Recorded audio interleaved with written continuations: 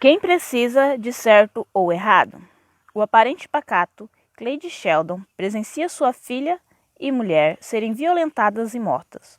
Como testemunha de um crime, ele espera a justiça, confiando no promotor Nick Risse.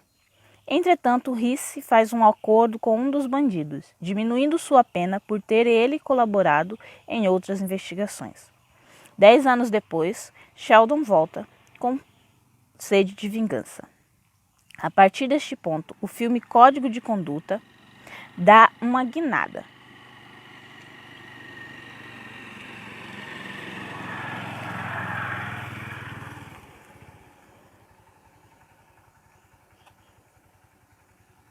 Requintes de crueldade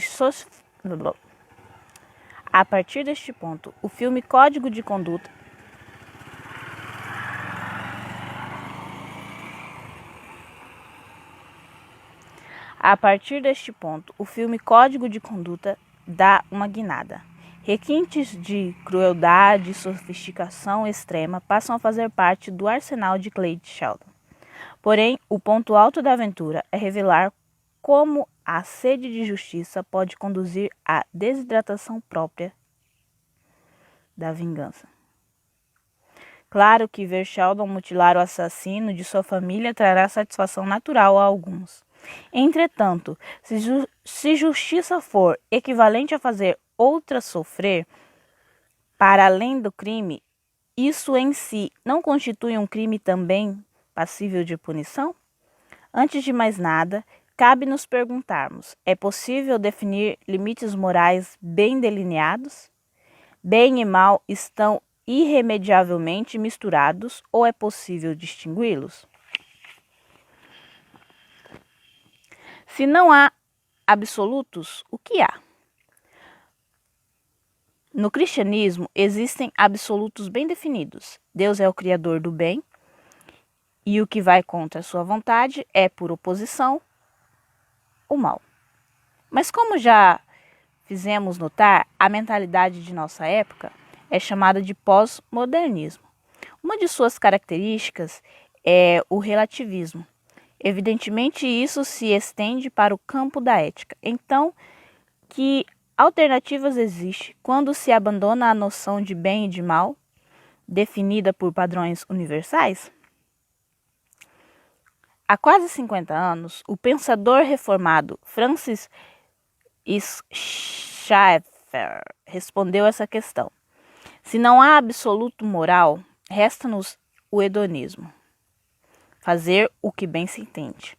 Ou alguma forma de contrato social, o que é melhor para a sociedade, como um todo está certo.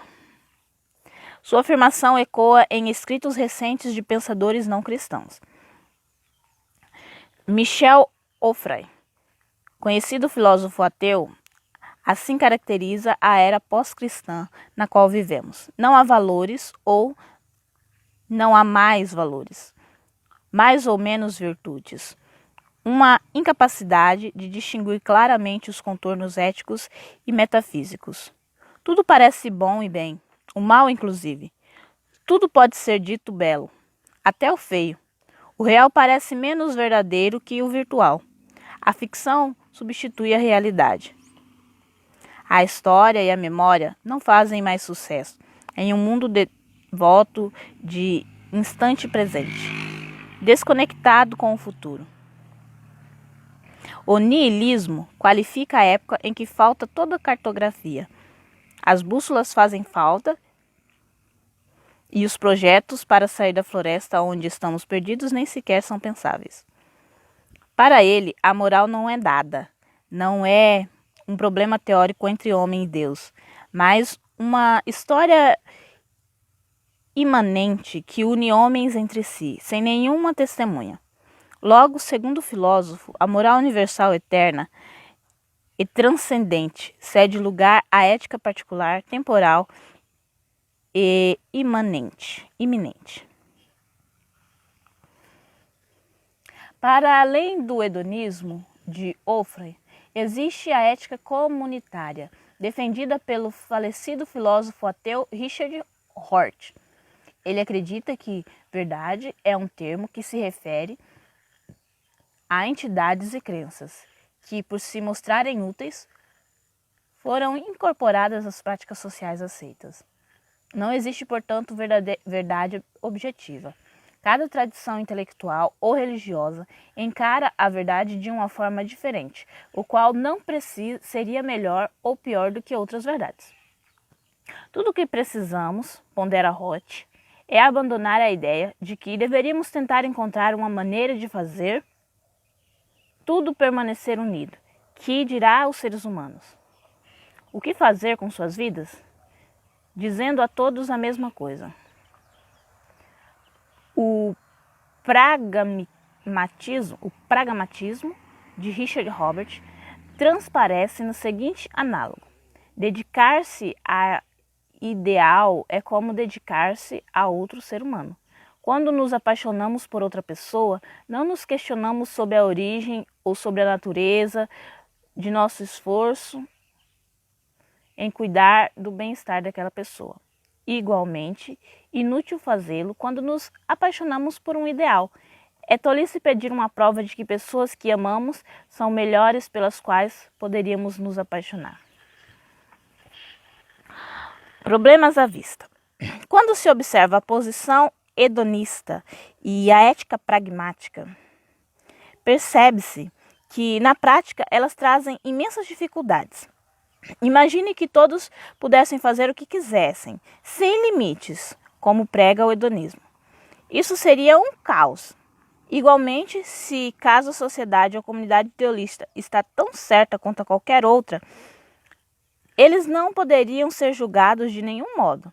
Em um diálogo com um ateu, ele faz referência a países nos quais, culturalmente, não há problema em se agredir mulheres. Mas isso estaria correto apenas por ser cultura daquelas pessoas?